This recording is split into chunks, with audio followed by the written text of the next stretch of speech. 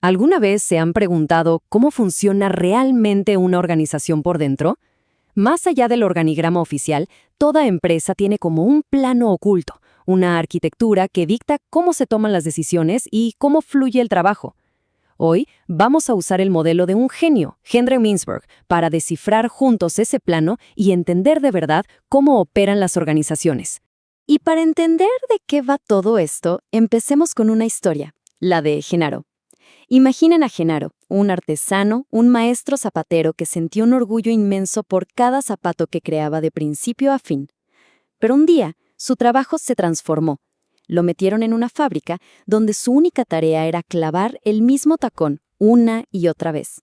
Genaro perdió algo vital, el sentido de lo que hacía. Ya no veía el zapato terminado, solo una pieza repetitiva. Su historia nos pone justo en el centro del problema. Y es que la experiencia de Genaro nos lanza la pregunta del millón, la que toda organización se hace, sea una startup de garaje o una multinacional gigantesca. ¿Cómo repartimos las tareas para ser más eficientes, pero sin que la gente termine sintiéndose como un simple engranaje, sin alma, en una máquina enorme? Bueno, pongámosle un nombre formal a esto. Mintzberg nos da una definición que es clave. Para él, la estructura es básicamente un juego entre dos fuerzas que se oponen. Por un lado, tienes que dividir el trabajo en pedacitos manejables, lógico. Pero por otro lado, y esto es crucial, tienes que coordinar todos esos pedacitos para que el resultado final tenga sentido. Es como un tira y afloja constante. Muy bien, ya tenemos el problema sobre la mesa y una buena definición. ¿Qué les parece si ahora abrimos la caja de herramientas que nos propone Mintzberg? Vamos a desarmar su modelo para ver cuáles son esas piezas fundamentales con las que se construye cualquier organización. Aquí lo vemos súper claro. Esta es la tensión de la que hablábamos. El desafío es doble. Primero, cómo romper la misión general en tareas chiquitas y específicas. Y segundo, que es igual de importante, cómo te aseguras de que todas esas tareas, hechas por personas distintas, se unan y apunten al mismo objetivo. El modelo de Mintzberg, en esencia, es la respuesta a este dilema. Entonces, ¿cómo logramos que todo encaje? Mintzberg nos dice que en el fondo solo hay 5 maneras de hacerlo. La primera, la más básica, es el ajuste mutuo. Piensen en 2 personas remando en una canoa. Se coordinan hablando entre ellos, de manera informal. Luego viene la supervisión directa, el clásico jefe que dice qué hacer y cómo. Y después tenemos 3 tipos de estandarización. Puedes estandarizar los procesos, o sea, dar instrucciones súper detalladas. O puedes estandarizar los resultados. No me importa cómo lo hagas, pero entrégame esto para el viernes. Y finalmente, puedes estandarizar las habilidades, como pasa con los cirujanos en un quirófano, que saben qué hacer sin necesidad de que nadie les dé órdenes. Y fíjense en la metáfora que usa el propio Mintzberg, que es genial. Él no dice que son reglas o jerarquías, dice que son el adhesivo, el pegamento. Son lo que evita que la organización se desarme en un montón de tareas sueltas sin conexión. Pero la cosa no termina ahí. Además de ese pegamento, Mintzberg nos dice que toda organización se puede descomponer en 5 partes básicas. Este dibujo que ven aquí es súper famoso, es casi como el logo de su teoría. Arriba, la cumbre estratégica. Abajo, el núcleo operativo. Y en medio, conectando y apoyando todo, la línea media, la tecnoestructura y el staff de apoyo. A ver, desglosemos esto un poquito. Arriba de todo, la cumbre estratégica. Los directivos, los que definen el rumbo. En la base, el núcleo operativo, la gente que hace el trabajo del día a día, los que producen o venden. Conectándolos, la línea media, los gerentes y supervisores. Y a los lados 2 partes súper importantes, la tecnoestructura, que son los analistas que diseñan los procesos, y el staff de apoyo, que son los que dan soporte, como el departamento legal o la cafetería. Cada parte tiene su función.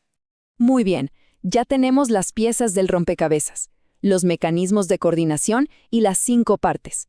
Ahora viene lo más interesante de todo, ver cómo se ensamblan estas piezas, porque dependiendo de cómo se combinen, surgen diferentes tipos de organizaciones. Y aquí está la verdadera magia del modelo. No todas las piezas tienen el mismo peso siempre. Lo que Mintzberg descubrió es que, cuando una de esas 5 partes y uno de los mecanismos de coordinación se vuelven dominantes, la organización entera toma una forma predecible. Es casi como si surgiera una especie diferente de organización. Empecemos con la más básica, la más fundamental de todas, la que es, muchas veces, el punto de partida de cualquier aventura empresarial, la estructura simple. Aquí, como su nombre lo indica, todo es simple. ¿Quién manda? El jefe. Punto. La parte clave es sin duda la cumbre estratégica y el mecanismo que domina es la supervisión directa. El dueño o fundador da las órdenes. Esto hace que sea una estructura súper centralizada, pero a la vez muy ágil, muy flexible. Es el retrato hablado de una pyme o un startup. La forma de visualizarlo es perfecta. Si tuviéramos que dibujar esta organización, la parte de arriba, la del jefe, sería enorme, gigante, dominando todo el esquema. Es una imagen muy potente de dónde está concentrado todo el poder. Ahora, vámonos al extremo opuesto. Si la estructura simple era agilidad y control de una persona, lo que viene ahora es el reino de las reglas, los procedimientos y la eficiencia por encima de todo. En este modelo, el protagonista ya no es el jefe, sino el sistema, las reglas. La parte clave aquí es la tecnoestructura, ese grupo de analistas que diseñan y estandarizan hasta el último detalle del trabajo. El mecanismo que manda es la estandarización de procesos. Piensen en una línea de ensamble de coches o en una cadena de comida rápida. Todo está programado para ser una máquina de eficiencia. Y visualmente esto es fascinante. A diferencia de la estructura anterior, aquí el poder se desplaza hacia un lado. La tecnoestructura, que antes era pequeña, ahora se vuelve una parte enorme y súper desarrollada. Desde ahí, como si fuera una torre de control, se imponen las normas que rigen toda la operación. Ok, ya hemos visto dos ejemplos súper claros y opuestos. Mintzberg describe otras configuraciones, como la burocracia profesional, la forma divisional o la adocracia. Pero con estos dos ya se entiende la lógica. Ahora, la pregunta del millón. ¿Y todo esto para qué nos sirve en el mundo real? Pues aquí viene lo bueno. Se convierte en una herramienta de diagnóstico. Es que el verdadero valor de este modelo es que no es para que se quede en un libro de texto. Es como tener unos lentes de rayos X para mirar cualquier organización. Permite analizarla y empezar a preguntar, oye, ¿qué parte está dominando aquí? ¿Cuál es el mecanismo de coordinación principal? ¿Hay coherencia entre cómo estamos organizados y el entorno en el que competimos? Es una herramienta brutal. Si tuviéramos que resumir todo en unas pocas ideas claves serían estas.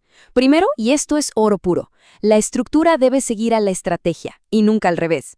Segundo, y muy importante, no existe una estructura perfecta para todos. La mejor depende del tamaño, la edad y sobre todo del entorno.